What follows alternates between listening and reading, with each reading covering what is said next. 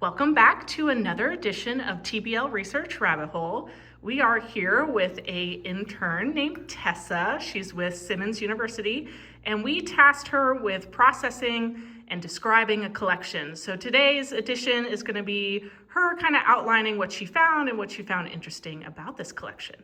Hi everybody. So I worked with the Loudoun County Fine Arts Association and I had to process their collection. Their collection is predominantly made up of programs. So this was a private club that would meet a couple of times a year. Their seasons ran from September to June, and they would meet in members' houses and have these dinners and talk about art and see shows or even go to museums. And a lot of them are programs that would tell information about what was going on. So this was the Naval Officers' Wives Choir, and this was in 1988. So my collection originally had no original order, which involved me having to put everything in a chronological order, organize things based on topics. So whether that was correspondence or, as I was talking, program flyers, lots of program flyers, a lot of directions, pre-Google Maps and Waze, a lot of maps were printed, circled where you had to go.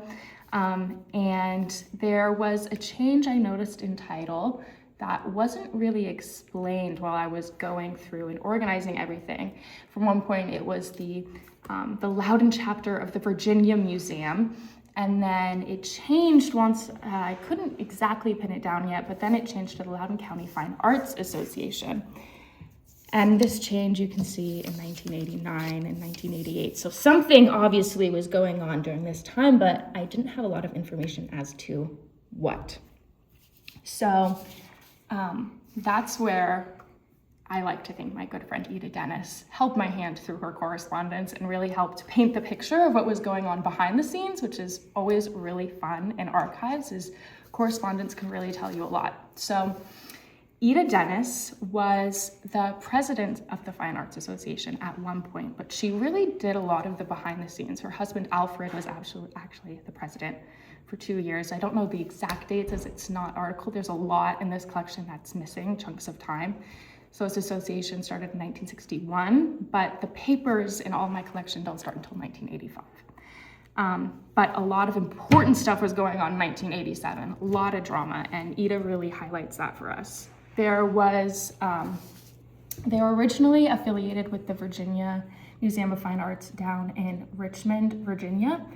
And they got a letter talking about how they wanted to change their name, the nomenclature, and Eeda had a lot of problems with this. She seemed really confused, and you can tell there was Eeda just had a way of writing that was very captivating.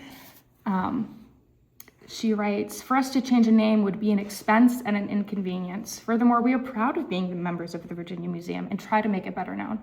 I understand it's a state-run museum for which we pay taxes. To my mind, the Loudoun County chapter of the Virginia Museum is a fine name and has been the same name for 25 years. So this club had already been established for a good chunk of time. A lot of the community was a part of it. There's a lot of overlap actually between the Garden Club, which is behind me, Di Cook's Floral Illustrations. Di Cook was actually a member of the Fine Arts Association, no surprise, look at those. There was a lot of crossover, and we see in correspondence that really what came down to was some money things, membership dues, and a correspondence with a fellow member, Charles Ark, who was a lawyer but was just a member of the club.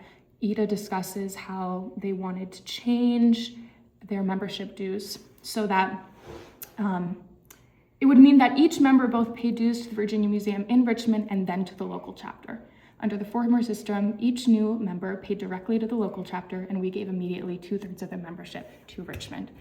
There were money changes. There seemed to be a lot of little bouts. There was a extension to the Richmond Museum. Eeda didn't get an invitation. There was an apology and a correspondence there. There's just a lot of little things that you're able to find through this correspondence. And so Eeda really was my inside eyes of what exactly was going on. A lot of the,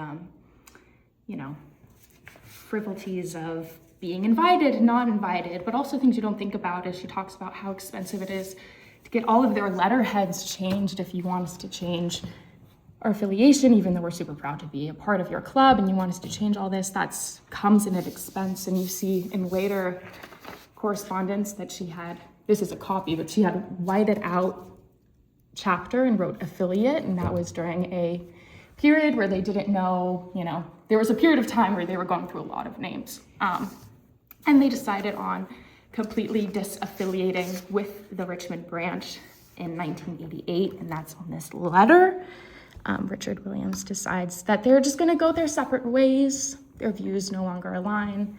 And that was in 1988, but the club ran strong until 2020.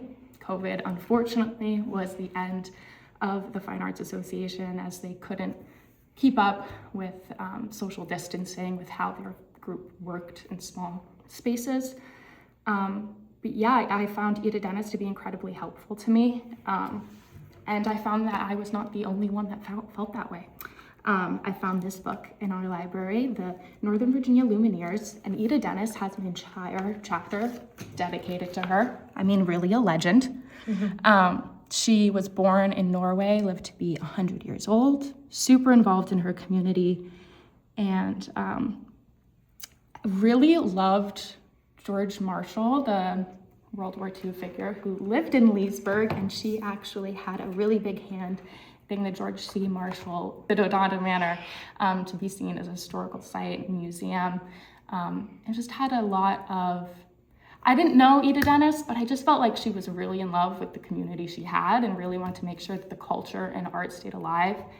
And it definitely did, as the organization ran for over 60 years. And this is a photo of Eeda Dennis and Rosalie Dietz, who also served on the board. And the photo was taken by DeButz, who is also a part of the Fine Arts Association.